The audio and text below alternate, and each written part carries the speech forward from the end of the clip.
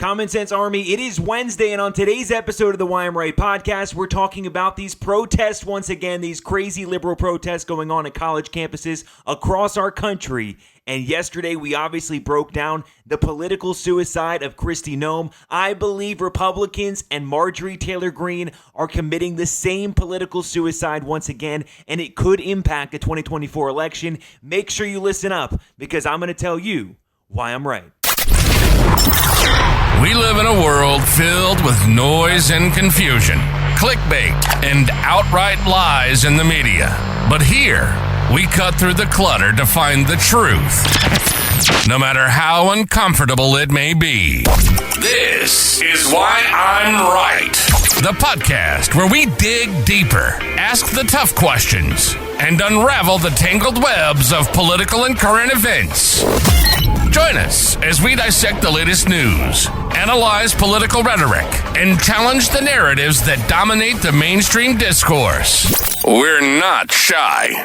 From dissecting the motives behind policy decisions to uncovering the hidden agendas of public figures, it's what we do. It's time to think for ourselves.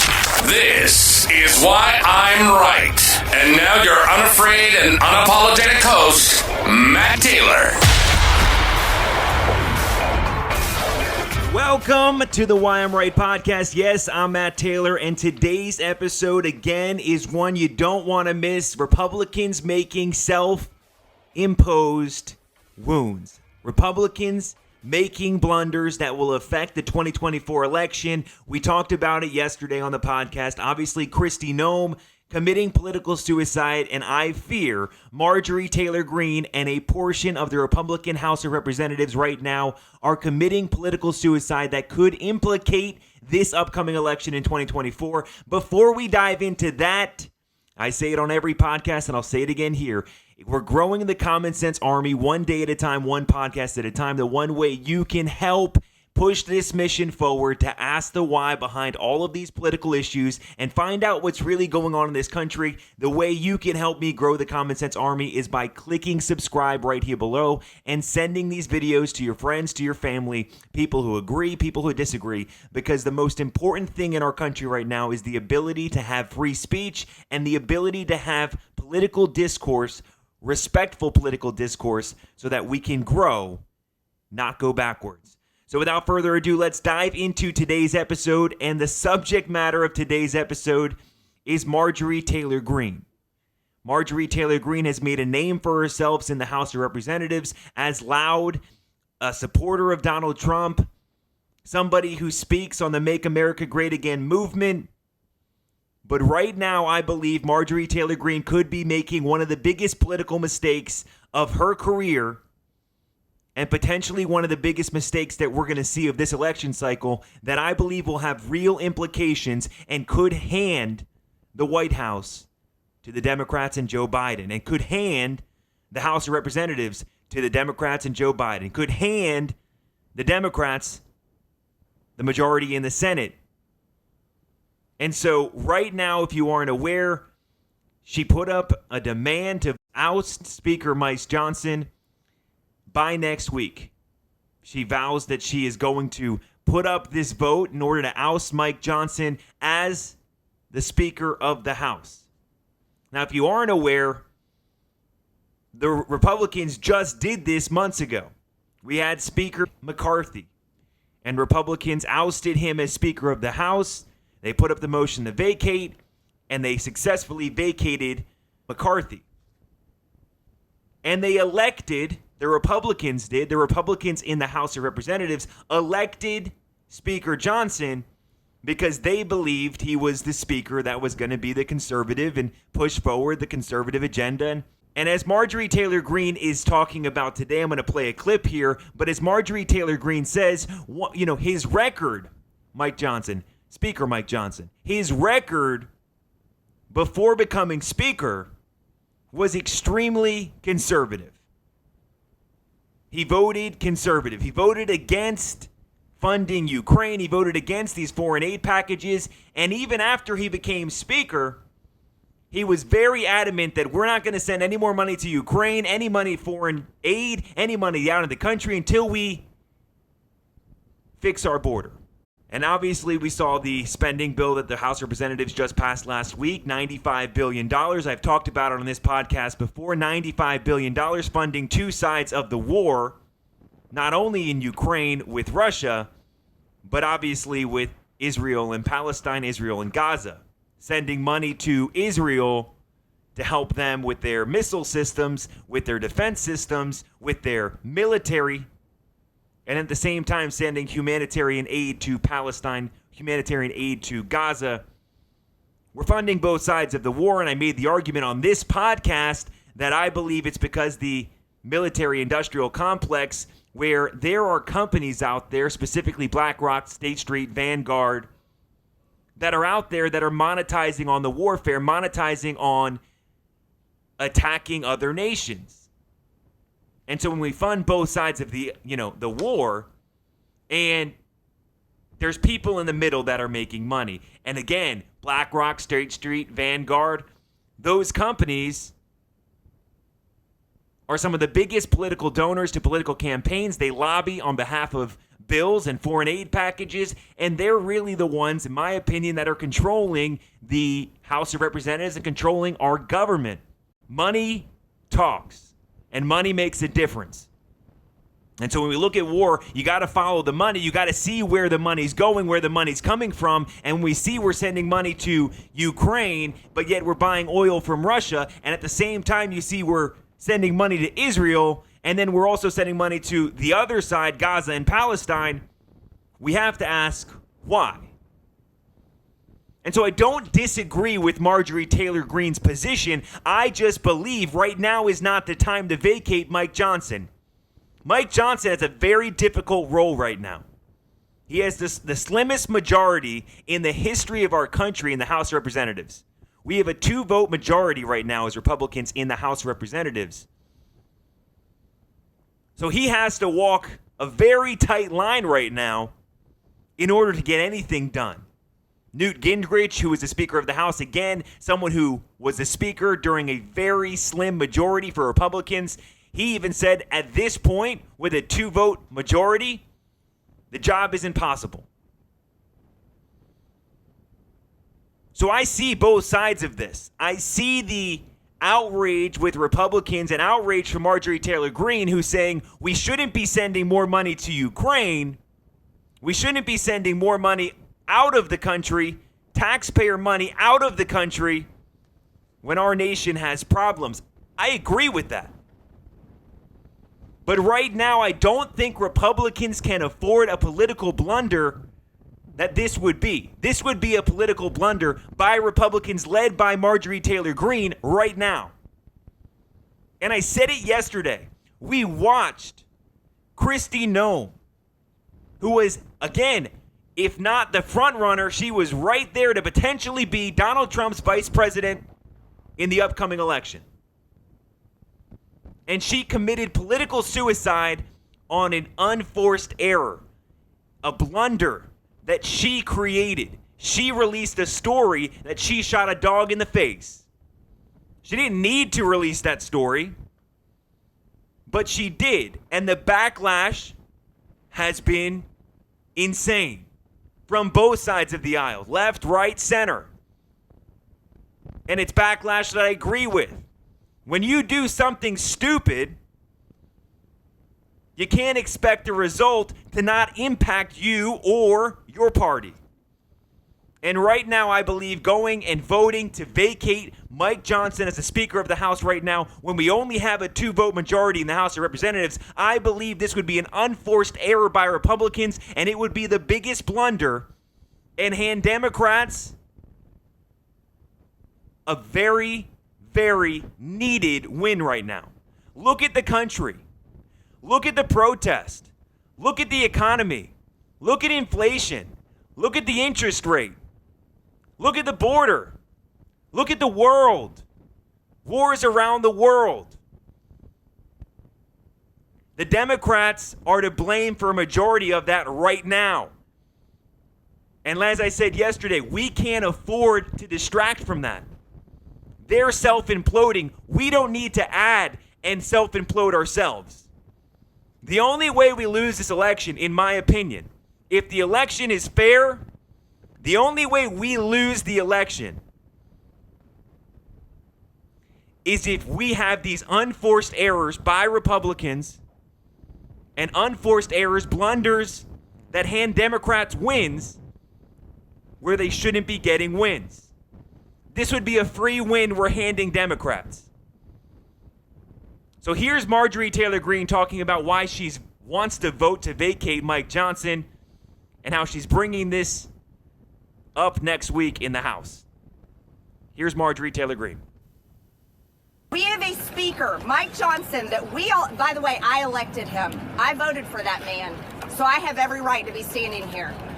It wasn't a choice of America. It was a choice within our Republican conference. And I voted for Mike Johnson because his voting record before he became speaker was conservative. He voted against funding Ukraine. He was solidly pro-life. He voted to secure the border. He voted to fight against Democrats, fight against the witch hunt against President Trump. But once he became speaker, he has become a man that none of us recognize. So I entered a motion to vacate, but I didn't call it for a vote. I was controlled. I was responsible. I was being conscious and caring about my conference and our majority. It was a warning to stop serving the Democrats and support our Republican conference and support our agenda. And he didn't do it. And so next week, I am going to be calling this motion to vacate. Absolutely calling it. I can't wait to see Democrats go out and support a Republican speaker and have to go home to their primaries and have to run for Congress again, having supported a Republican speaker, a Christian conservative. I think that'll play well. I'm excited about it. And I also can't wait to see my Republican conference show their cards and show who we are, because voters deserve it. Is the Republican Party, have they finally learned their lesson? Have they finally heard the message from voters back at home? Are they willing to actually fight, or are they going to just keep going along to get along? Because it's really easy to do that in Washington, D.C.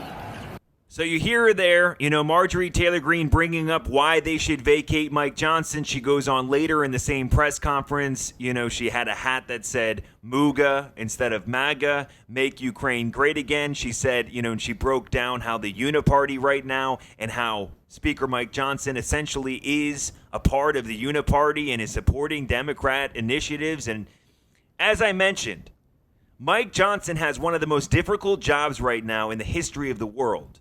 There's never been a slimmer majority in the House of Representatives, and he has to walk a very tight rope right now. And again, I'm not trying to give him a pass. I disagree with funding Ukraine. I disagree with funding Palestine right now. I believe if we are going to fund anyone, you have to make sure you're not funding both sides. But I could put that aside for a second and just look at the political backlash that would occur if we vacate Mike Johnson right now. If we wait, if the Republicans are unified right now in the House of Representatives, forget getting much done. Let's be honest. Not much is going to get done in the House, in the Senate, between now and Election Day. It's just a reality we're living in right now. If we unify the Republican Party right now and have a laser-focused vision on having Donald Trump become the next president of the United States, and we talk about the record of Joe Biden, we talk about the record of the Democrat Party right now, and we talk about the record and the things going on in this country right now, guess what, Marjorie? When Donald Trump becomes president and we have the next House of Representatives, we don't have to elect Mike Johnson to be the Speaker of the House. We can elect somebody else to be Speaker of the House. But right now, Republicans need to focus, because if we vote out Mike Johnson right now, odds are, looking at the way it went when we got McCarthy out, odds are 3 to 4 Republican members of the House of Representatives will likely resign their position in the House, and we will lose the majority in the House of Representatives today, handing the speakership and handing the majority to Hakeem Jeffries and the Democrat Party. Handing the majority, handing that over to Joe Biden and giving him a political win right now and showcasing Republicans aren't unified. That's an unforced error that we can't afford right now in the midst of an election year.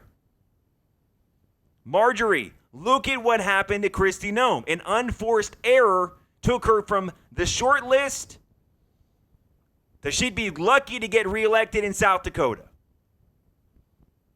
And I'll be honest with you, this is even bigger right now because we can't afford to hand Democrats in the House another win. They got many of their bills passed. I get it. Speaker Mike Johnson had to give in, had to work with Democrats. But he had the support of many Republicans in what he did as well.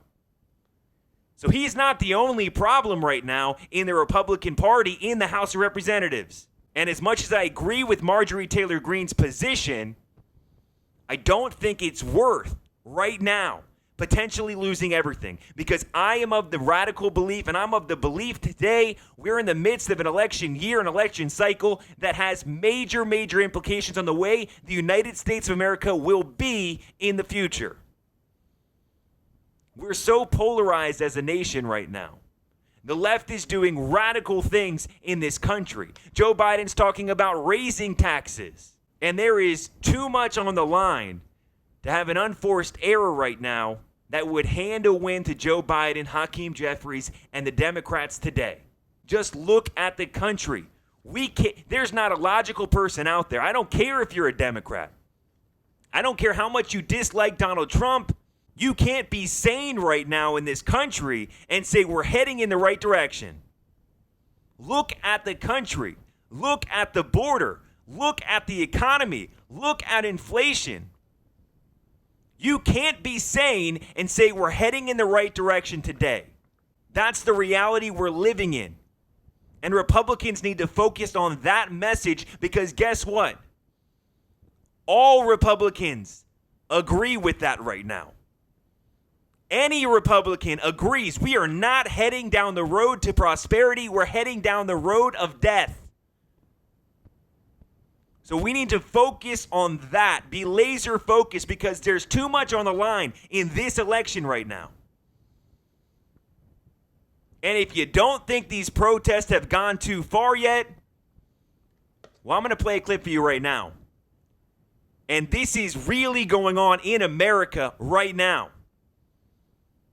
This is a Jewish mother who has a student at Columbia University who called the police, called the NYPD right now, yesterday, and said they're not letting my son on campus. And the police won't do anything because Columbia University told them not to intervene. So you have students who are paying $90,000 a year who actually go to the university,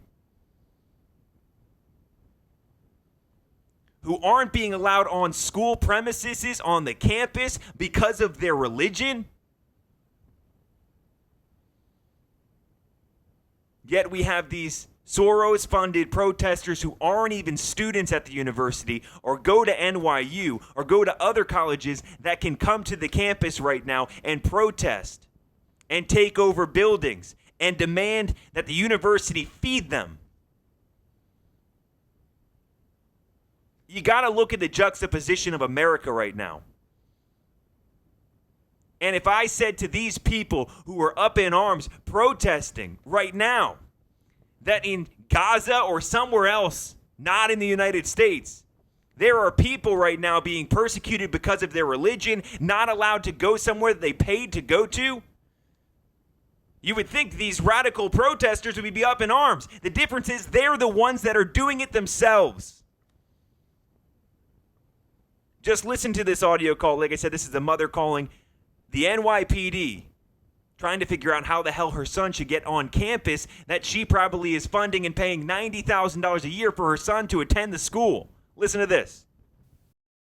Because he's Jewish, he cannot enter that area, and that they won't issue him a wristband. So that wasn't a university thing. That's probably the protesters that are out there. Right. So are the protesters allowed to not allow a student who pays tuition access to their class in the library? No, they're not allowed, but unfortunately they have kind of taken over that little area right there. But is there any other entrance that your son can enter through? No, they are barricading every area for him to get into.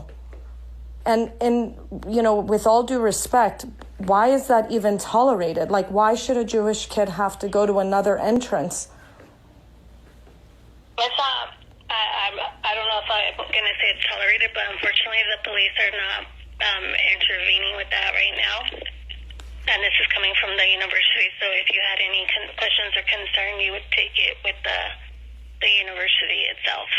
So the university has taken a stance that they will not, in fact, allow or help Jewish students get to their classes. That this is going to be tolerated. They have, we've received a directive to not intervene at this time, yes. And I mean, again, I am in awe that this is going on in the United States of America today. This frustrates me on every possible level. We've come so far in this nation, and it's all gone south so quickly. It's now okay to discriminate against someone based on their religion and not allow them onto their campus that they're paying to go to, while at the same time allowing students to break into buildings that they don't own, they don't have the right to break into, take down American flags and put up Palestinian flags in the name of terrorism, in the name of a terrorist organization in Hamas. And Colombia is standing by them. You see the professors out there locking arms with the protesters. And okay, the NYPD has to get involved. We saw last night the NYPD did get involved eventually because it gone too far. It went too far. But it should never get to the point. It's a private university. At some point, these people need to have a backbone and say what's right and what's wrong. If you can't discriminate someone because they're a part of a class, because of their sexual orientation, because of their race, because of their religion, unless they're Jewish. You can't discriminate. You can't discriminate against somebody, based on their race, unless they're white. This nation has gone so far one way right now. It is reverse racism. It's reverse discrimination at its finest and most pure form. And it's sad. It's a sad day for America. It's a sad moment in American history right now. Because these same people, when they look at what happened in Nazi Germany, we talk about how Germany failed at every level and the people failed at every level and allowed that Nazi regime to go and murder millions of Jews. Now we're in America, in the United States, in a democratic republic, and we're yelling death to Jews, not allowing them on college campuses because of their faith. This nation is the land of the free and the home of the brave. And right now, America is the weakest I've ever seen it in my lifetime. And the Biden administration does absolutely nothing. They don't speak out. They don't send in the National Guard. They're not doing anything right now to say this is wrong. We need a leader in the White House that says this is wrong. Donald Trump yesterday went on Hannity after his court date in court, where he, in the courtroom, spoke up against these protests, spoke up against these riots. And he went on Hannity last night and did the same thing. We need someone who's willing to have a backbone and to take a stance. And the reality is right now, if Joe Biden isn't standing up for Jewish Americans in this nation or Jewish people around the world, He's choosing a side by not doing anything. His inaction is action. His non-response is a response. And like I said, when all of this is going on around this country right now, and you look at the state of our union, and you look at the state of this country, and the state of our world, we don't need to vacate Mike Johnson. We need to vacate Joe Biden. And so Republicans need to be unified right now. We don't need a civil war. We need to show the American people there is a light at the end of this tunnel. And once we get through the next year, we head towards the land of prosperity, not towards the land of death. And I believe I'm serious when I say that. And I said it 2 weeks ago on this podcast. These protests are going to lead to someone getting hurt. Now we're seeing it. Riots are now unleashing on these campuses. There are now physical altercations. Students are being assaulted. We're seeing it. And it's just a matter of time until we wake up to it. Someone's going to get seriously hurt or killed based on their race in this country. I thought we were beyond all of this. Discrimination against people based on race, class, gender, sexual orientation. But not in Joe Biden's America, we aren't. Not in the Democrat run. Right now, what's going on? Wake up, America. And so on this episode of the Why I'm Right podcast, I really want to make it clear. We don't need a civil war. We don't need to vacate Mike Johnson. We need to vacate Joe Biden. And so as always, as I say all the time, I hope you guys have a great week. Like I said, we're trying to grow the Common Sense Army one day at a time. If you could click subscribe and share these videos with your friends, follow us on social media at Why I'm Right. And if you want to be featured on the podcast, come on, ask some questions. All you have to do is send me an email right now at matt@whyimrightpodcast.com. That's matt@whyimrightpodcast.com. We're going to keep having the conversation. It's the most important thing to our nation right now is to wake up people who have their eyes closed. We can't ignore it any longer. America needs real Americans right now to stand up for the beliefs, for the fundamental principles that make America what it is. And it's time for conservatives to conserve the Constitution. That's what the party was all about. And so I agree with you, Marjorie Taylor Greene.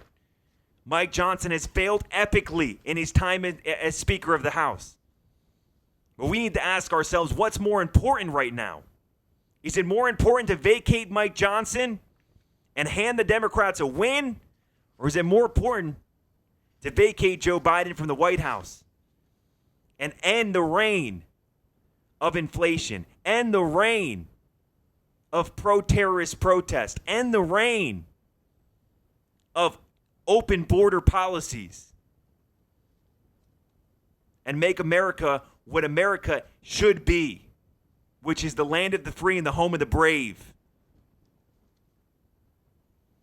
And so, like I always say, I hope you guys have a great week. This has been the Why I'm Right podcast, and I just told you why I'm right. You've been listening to Why I'm Right. Thanks for being a part of the Common Sense Army. Our passion is to cut through the noise and confusion and to bring light to clickbait and outright lies in the media. Unafraid, unapologetic, real and raw. We hope you've enjoyed the show. If you did, make sure to like, rate, and review. We'll be back soon. But in the meantime, find us on Instagram at Why I'm Right, on X at Why I'm Right Pod. And for more, hit the website at www.whyimrightpodcast.com. See you next time.